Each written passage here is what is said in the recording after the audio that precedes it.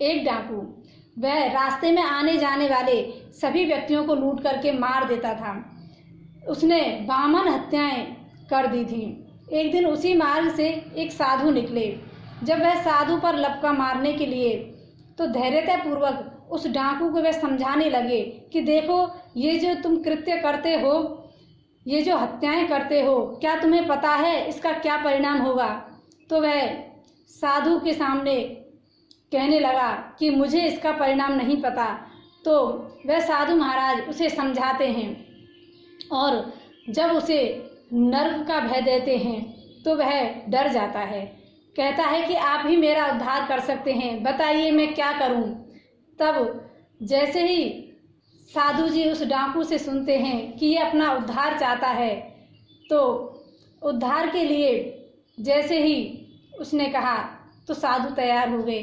कहा कि ठीक है, मैं तुम्हारा उद्धार तो कर दूंगा, लेकिन जैसे ही वे विचार करते हैं कि इसने तो 1 नहीं 2 नहीं 52 हत्याएं ये अब तक कर चुका है, तो इसको मैं क्या उपदेश करूं?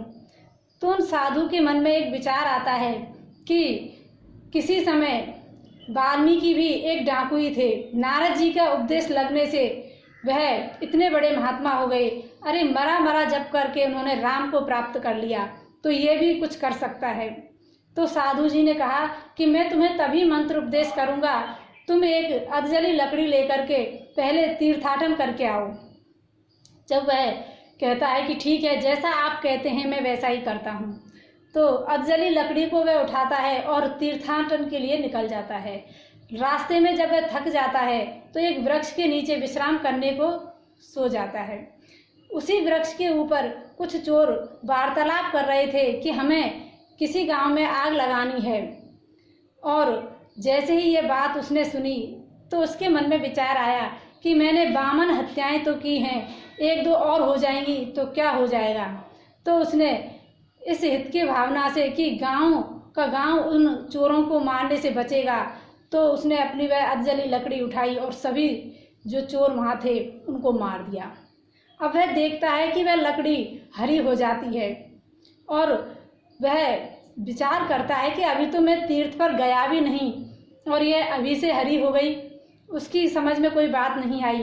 वह दौड़ करके साधु जी के पास जाता है और पूरा वृतांत उनको सुनाता है कि ऐसा ऐसा मेरे साथ हुआ।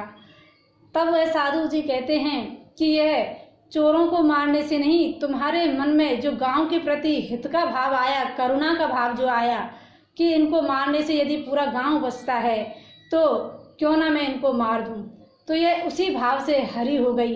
भगवान भी तुम पर प्रसन्न हो गए। तो इस प्रकार उस डाकू का हृदय परिवर्तन हुआ। एक साधु ही हैं, एक महात्मा और संत ही हैं जो हमें ऐसे कृत्यों से बचाते हैं और हमें कुमार्ग में जाने से रोकते हैं। साधु ही चलता फिरता तीर्थ है, यदि हम उसका सेवन करें तो हम भी क्या कर जाएं, लेकिन उसके लिए साधु में, संतों में, गुरु में निष्ठा होना बहुत जरूरी है। जय श्री कृष्ण।